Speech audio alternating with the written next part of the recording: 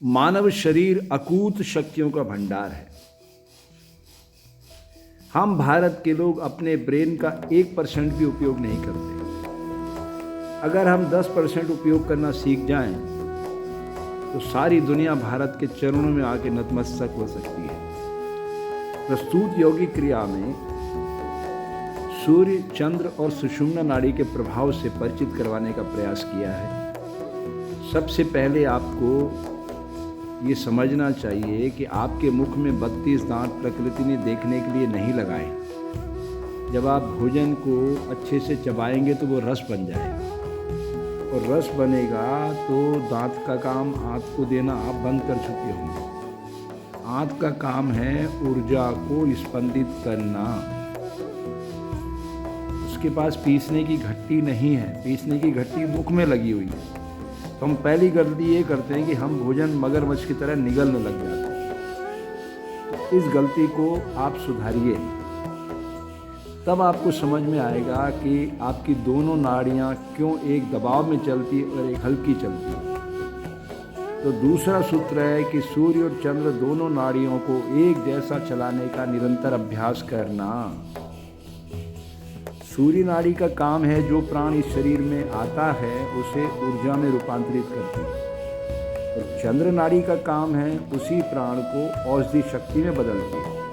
और सुषुम्ना नाड़ी जो दोनों के बीच में से बहती है, उसका काम है इस सारे शरीर रूपी देवालय की रक्षा करना।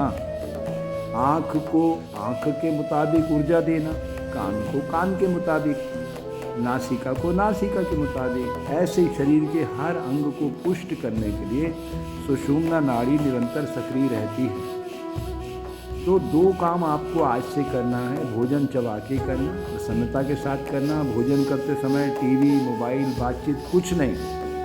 समय भी कम लगेगा, ऊर्जा भी ज़्यादा मिलेगी, बीमार भी नहीं होंगे आप। है कि नहीं सरल काम ये। दूसरा, अपने शरीर का कुल वज़न, मैंने 60 किलो वज़न है तो दिन भर में 3 लीटर पानी आपको पीना चाहिए, क्योंकि पानी ही शरीर को बैलेंस करता है। सारा खेल पानी ही रचाता है इस संसार में। आप देख रहे हो ना, मिट्टी से मिलते ही कैसे उस संघात से सब कुछ बदल देता है। हीरे मोती मणियाँ प्रकट करने लग जाता है उसी मिट्टी में से, उसी मिट्टी को रूपांतरित करके। जैसे दूध में दही, दही में मक्खन, मक्खन में घी, ऐसे रूपांतरण होता है। तो हमारा शरीर भी पूरा का पूरा चलता फिरता देवालय है प्रकृति का। पंचमहाभूत सारे के सारे इस शरीर के भीतर समाये हुए हैं। उसकी यात्रा है योग। हाथ पैर हिलाने का नाम योग नहीं है। अब आप समझिए, एंगल किसके पास? धरती माँ के पास। वो 360 डिग्री एंगल बनाती है और हर एंगल पे घटना होती है।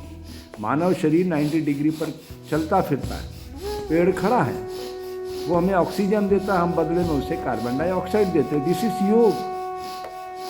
अब समझिएगा, स्टेबिलिटी सूर्य के पास है। ये जो भगवा रंग है, सैफ्रॉन कलर, ये सूर्य भगवान जब प्रकट होते हैं और जब अस्त होते हैं, दोनों समय दिखाते हैं, जन्म और मृत्यु का संदेश देते हैं। जब जन्म होता है तो भी यही कलर है, और जब मृत्यु है तो भी यही कलर है। तो प्रकृति की बगिया में हम सब वर्षा की बूंदों के समान आए हैं और लौट जाएंगे।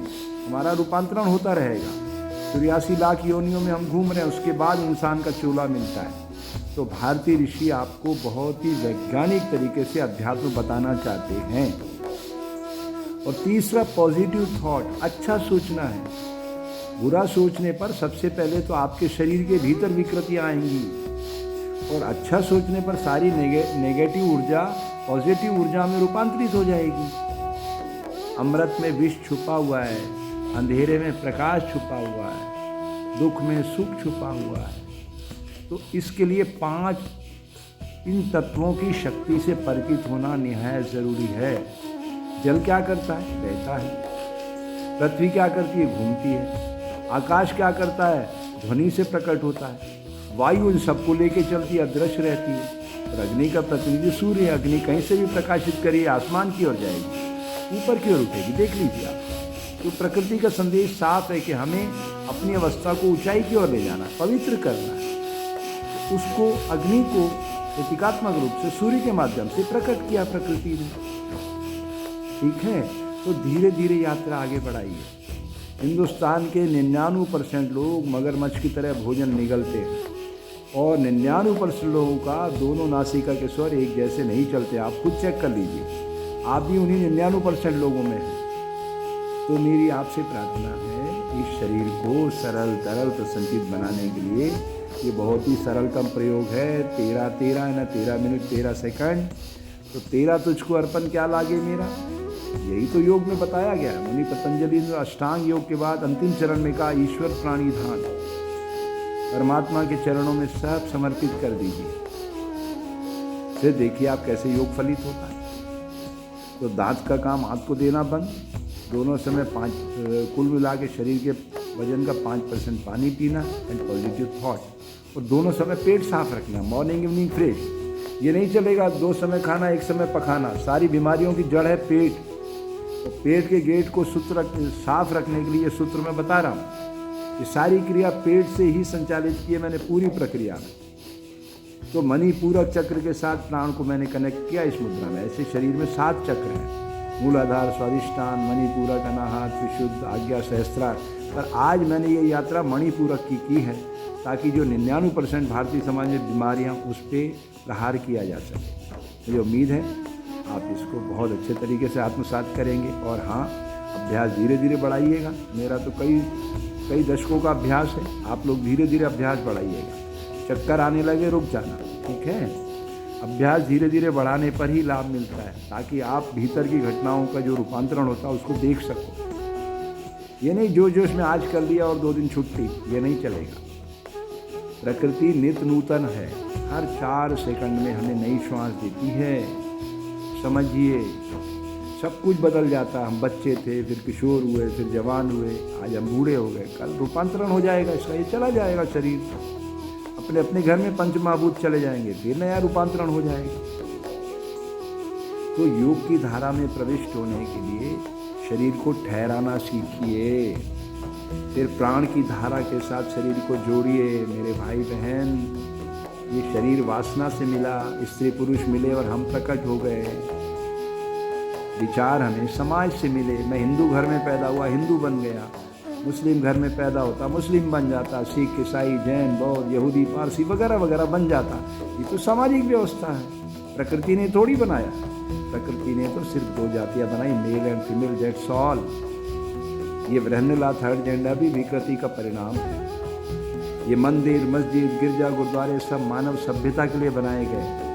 इससे इसकी पवित्रता को समझो और एक पूरे मानव को आकार देने की कोशिश करो। पूरा मानव ही इस धरती पर राम राज्य ला सकेगा। या इंसान ही नहीं, पशु पक्षी भी प्रकृति की बगिया को गुलजार करने में अहम भूमिका निभाएंगे। तो 3 चक्र तोड़ना है, धार्मिक कट्टरता, गरीबी और अशिक्षा। धार्मिक कट्टरता टूटेगी तो एक पूरा मानव आएगा। जैसे शरीर के अंग एक दूसरे की मदद करते हैं, हम सब एक दूसरे की मदद करेंगे। मनुष्य एक सामाजिक प्राणी है। दूसरा, गरीबी। हिंदुस्तान के 80 करोड़ लोग 2 समय ठीक से भोजन नहीं कर पा रहे।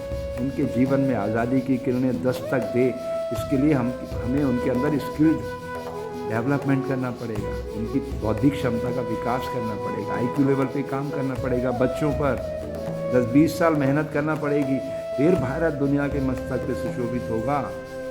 और तीसरा, इन सबसे महत्वपूर्ण, अशिक्षा। शिक्षा ददाति विनय। शिक्षा वो निर्मल जोत है जो सुंदर पिच्चाई जैसे बच्चे को गूगल कंपनी का CEO बनाकर 5 करोड़ रुपए रोज का व्यक्ति बना देता है। 1800 करोड़। हर बच्चे में सुंदर पिच्चाई जैसी क्षमता है, बस हमें वो वातावरण बनाना है इस भारत के अंदर। ये भारत की भूमि ऋषियों की पवित्र भूमि है। यहीं से जन जन के भीतर सुप्त विवेकानंद जागेगा और एक नई दुनिया बनेगी और सतयुग का आरंभ होगा। ये कलयुग का अंतिम चरण चल रहा है। पहचानो अपनी शक्ति को, यहीं से बदलाव शुरू होगा और एक नया भारत बनेगा, वो भारत जो सारी दुनिया के मस्तक पर सुशोभित होगा। तो आओ हम सब मिलकर इस मिशन के सहभागी बनते हैं। इसका नाम है मिशन निरोग पंजाब। पंजाब यानी 5 नदियों की पवित्रता को धारण करने वाला ये इलाका बहुत ही पवित्रता से अपनी शक्ति को शौर्य, पराक्रम, वीरता, साहस और सेवा के साथ प्रस्तुत करता है। आपको तो पता है 87% बलिदान भारत को आज़ाद कराने में इसी पंजाब की भूमि से आया। पंजाब की इस पवित्र भूमि से ऋषि मुनियों ने बहुत अलग जगाई है सामाजिक चेतना की। और आपको पता है सनातन संस्कृति जब नष्ट हो रही थी तो पंज प्यारों के बलिदान पर सिख पंथ खड़ा किया गया। चिड़ियों को मैं बाज बनाऊं, 1.25 लाख पे एक लड़ाऊं, फिर गुरु गोविंद कहलाऊं। तो उन्होंने 10वें अंश की बात करी। मैं आपसे धन नहीं मांग रहा हूँ। प्रकृति ने आपको हर 4 सेकंड में नया श्वास दिया, 1 मिनट में 15 बार, 1 घंटे में 900 बार, 24 घंटे में 21,600 बार। इसका 10वां अंश होता है 2160। तो 2160 श्वास आप प्रभु चरणों में समर्पित करके आप जिस भी शक्ति को मानते हो आप समर्पित करिए। फिर देखिए आप एक अच्छे हिंदू हैं, उससे अच्छे इंसान बन जाएंगे। आप एक अच्छे मुस्लिम हैं, उससे अच्छे इंसान बन जाएंगे। ऐसे ही सिख, ईसाई, जैन, बौद्ध, यहूदी, पारसी वगैरह वगैरह। ये मेरा विषय नहीं है। मेरा विषय एक पूर्ण मानव को आकार देना, एक स्वस्थ मानव को आकार देना। तो इस दिशा का मैं पथिक हूँ। पूरी निष्ठा और मनोयोग से ये विचार आप तक पहुँचा रहा हूँ। अच्छे लगे तो हमारे इस चैनल को सब्सक्राइब भी करिए और आगे भी बढ़ाइए। हमारे चैनल का नाम है योगा दर्शन केंद्र, ठीक है। तो योग की धारा में प्रवृत्त होने के लिए जन जन के भीतर सुप्त विवेकानंद को जगाने के लिए अभियान है। मुझे उम्मीद है इसके आप सहभागी बनेंगे।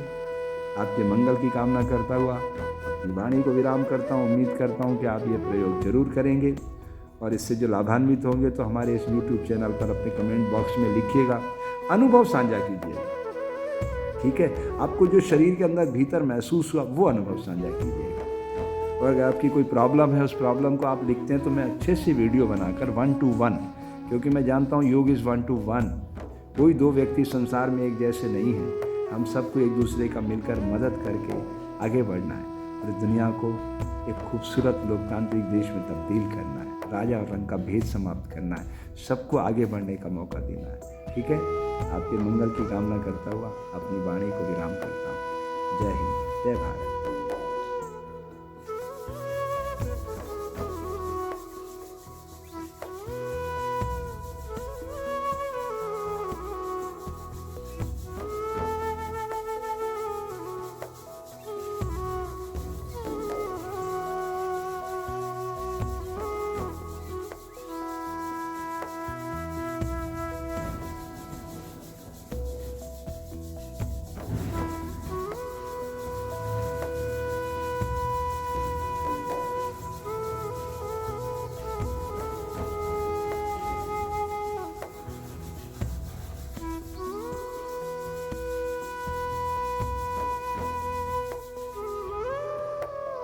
हे सूर्य भगवान मुझे प्रकाशित करो।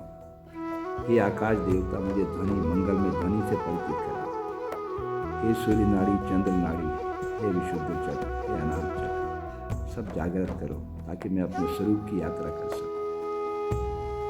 मैं आपकी शरण शरण शरण